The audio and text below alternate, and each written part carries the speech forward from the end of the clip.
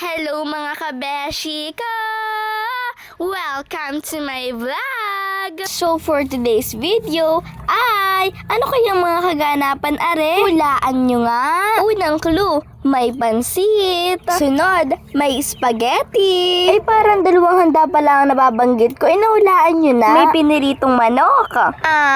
May maha. O kaya naman may pinaltok. At syempre hindi mawawala lalo na ang favorite ng mga bata, ang ice cream. O sige, ito na nga. Happy birthday Ate Krisha. Dahil birthday ng aming napakaganda at napaka-artistic na kapatid. Adi, happy na birthday mo pa. At dahil hindi na po makakaalis ang ina at papa sa tindahan, ay dahil marami din pong nabili at syempre po ay may tinda din pong isda sa aquarium. Malamang nasa aquarium. Hoy! Ay pag may bumili po ay kikiluhin pa po ang isda at lilinisin pa. Ay kaya naman po hindi po sila makakauwi sa bahay para doon po magluto ng handa. Ay di dito na lang po kami sa tindahan magluluto. Hoy! Kami daw! Ay nagpakuha po ang papa ng dahon ng anis. Ay mabango daw po yun at ilalagay po din sa pinalto. Ay baka sabihin niyo naman kung bakit may dahon diyan Ay totoo nga naman at napakabango. Ay talagang tagak-gak. Ay talagang dakak. Ano ka kabeshi? Ay sabihin mo na lang kung anong gusto mo sabihin. Ay talagang tagak-tak ang pawis pag sa tanghali nagluto. Ay iyon lang naman palang gusto mong sabihin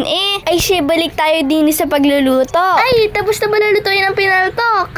Lalagyan na po natin yan ng food color. Siyempre naman kulay violet. Ube maha nga Ay kaganda naman ang naglalagay na iyon. Sino naman kaya iyon? Uy, Emeka! Sige, halo lang ng halo. Sorry guys, maingay yung manok namin. Sige, halo lang ng halo para maging ube na yan. Lalagyan nga po pala natin yan ng Doren. Dorin! Ay mga kabesh, wala ba nga po palang gatong yan? Nilalagay muna po lahat ng ingredients. Syempre po, pag binuhay na po ang gasol niyan, dapat dire-diretso na po ang halo. Ay sa totoo lang po mga kabesh, napakahirap at nakakapagod din po lutuin yan. From this to this! At ayun na nga! At naluto na siya!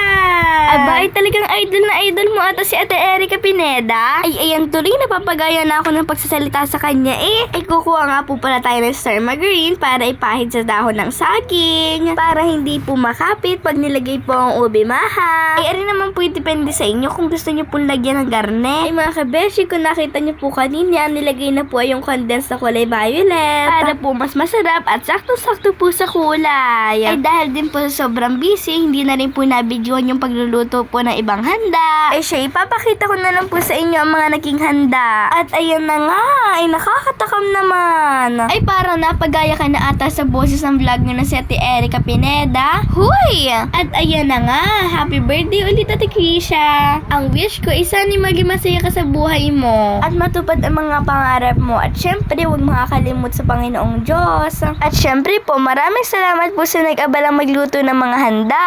Walang iba kundi ang aking napakamapagmahal at napakasipag na ina. At sa mga bumili po ng ibang handa, simpleng celebration lang naman po ito. Ang mahalaga na enjoy ng my birthday ang kanyang kaarawan. At ayun na nga po, si kabeshi nyo nakuha na din ng ice cream. Ay ang maganda po, ay meron din pong cone. Kain tayo ng ice cream. Ayun naman, yum.